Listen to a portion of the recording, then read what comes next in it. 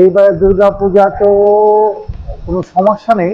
গতবার নেত্রকোনা পৌরসভার মধ্যে আপনার 54টা পূজা অনুষ্ঠিত হয়েছিল, এই বছর 58টা পূজা অনুষ্ঠিত হচ্ছে। সেই দিক থেকে মনে হচ্ছে যে সার্বিক দিক দিয়ে ভালো বিবেচনায় পূজার সংখ্যা বেড়েছে। গত বছর থেকে এবারে আয়োজন খুব আড়ম্বরপূর্ণ এবং জাঁকজমকপূর্ণ এবং ভালো। আয়োজন অনেক ভালো, আমরা দ্বিগুণ। আমরা গতবার যে আয়োজন করেছি এইবার তার চেয়ে আমরা দ্বিগুণ আয়োজনে আমরা করছি। আমরা বিভিন্ন ধরনের প্রোগ্রাম হাতে নিয়েছি, চিত্রাঙ্কন থেকে শুরু করে নৃত্য প্রতিযোগিতা, আবৃত্তি সহ আরো অন্যান্য প্রতিযোগিতার আয়োজন করেছি। পূজা মণ্ডপের নিরাপত্তার দিকে কোনো ত্রুটি নেই। 100%। গতকালকেও প্রশাসন থেকে রাত্র 2:30 লোক এসেছিল সদর থানার। তারা কথা বলছে, তারা টাইম টু টাইম আমাদের নক করতেছে কোনো প্রবলেম আছে কিনা।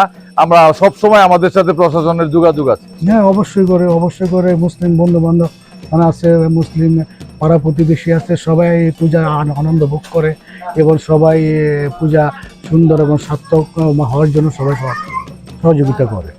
100% সহযোগিতা করতে, শুধু এইবারই নয়, তারা প্রতি বছরে আমাদের সহযোগিতা করে। পূজার সময় বিশেষ করে পূজার 15 দিন আগে থেকে একবারে পূজার দীর্ঘ 15 দিন শ্যামা পূজা পর্যন্ত তারা আমাদের সহযোগিতা করে। না, এটা একটা ভিন্ন একটা মহল প্রতিবারই আছে।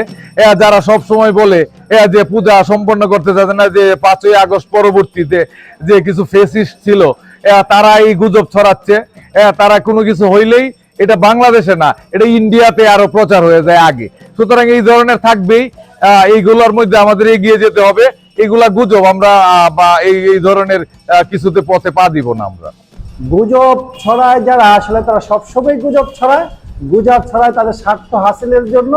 এতে আমরা আমাদের যা পূজার কমিটি আছে এবং বিভিন্ন রাজনৈতিক দল বা অন্যান্য যাদের সাথে প্রশাসনের সাথে যাদের আমাদের কথা হয়েছে, সবার মন্তব্য একটাই, গুজবে কেউ কান দিবেন না, গুজবকারীকে ধরে দিন। এগুলো খুবই ন্যাক্কারজনক, এগুলো আসলে হওয়া উচিত না। যারা করতেছে তাদের প্রতি তীব্র নিন্দা প্রকাশ করছি এবং তাদের দৃষ্টান্তমূলক শাস্তি হওয়া উচিত। দুর্গাপূজা হিন্দুদের জন্য একটি ধর্মীয় উৎসব, কিন্তু সামাজিকভাবে ধর্ম বর্ণ নির্বিশেষে সকল মানুষের একটি মহা উৎসব বলে আমি মনে করি। এটা সামাজিক মিলন মেলা, ধর্মীয় উৎসব পাশাপাশি একটা সামাজিক মিলন মেলা। সময় আমরা ওই যে একটা গান আছে না, আগে কি সুন্দর দিন কাটাইতাম, এখন মনে হয় যেমন আমরা পূজায়ও তাদের তেমন ভাবে দাওয়াত দেই না, তাদের ঈদেও আমাদের দাওয়াতটা সংখ্যা আসলে দিন দিন কমে যাচ্ছে। এটা কেন? এই জিনিসটা যদি আমরা প্রোগ্রেস করতে না পারি, তাহলে আসলে এই সম্প্রীতিটা দিন দিন মনে হয় কমে যাবে। এটার মানে চিরন্তন সত্য। আগে যখন আমরা স্কুল কলেজে লেখাপড়া করতাম, এটা শুধু আমি আপনার সামনে সাক্ষাৎকার দিচ্ছি বলে না, আগে আমরা প্রতি ঈদেই মুসলমানদের বাসায় মানে সকাল বিকাল দাওয়াত পেতাম। এরাও আমাদের এই পূজায়, বিশেষ করে লক্ষ্মী পূজায় লাড়ুমা খাওয়ার জন্য তারা উদ্দীপ থাকতো, কবে লাড়ুমা খাবে। কিন্তু এখন আসলে সেই দিনটা বোধহয় দিন দিন মানে আসলেই কমে যাচ্ছে। এটা হলো মানে বাস্তব কথা। প্রত্যাশা অনেক অনেক ভালো।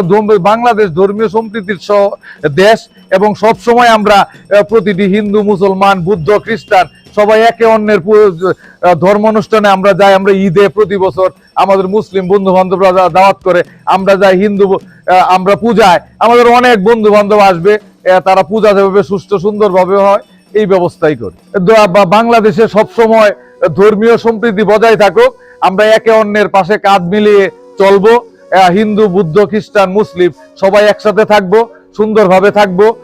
একে অন্যের বিপদে আমরা একে অন্যকে সাহায্য করব, এই প্রত্যাশা রাখি। আসলে বাংলাদেশের প্রেক্ষাপটে, বর্তমান প্রেক্ষাপটে আমি মনে করি সকল ধর্মপ্রাণ, সকল ধর্মের সকল ধার্মিক ব্যক্তিরা যদি এগিয়ে আসে, তাদের প্রত্যেকের ধর্ম পালন করার জন্য, হিন্দু, বুদ্ধ, খ্রিস্টান, মুসলিম সকল ধর্মের লোক যদি, প্রকৃত ধার্মিক লোকেরা যদি মনে করে যে না, আমরা এই দেশ মানে শান্তিপ্রিয় একটা দেশ গড়তে চাই, তাহলে কোনো ধার্মিক লোক কিন্তু মানে সংঘাত চায় না, কোনো ধার্মিক লোক অশান্তি চায় না।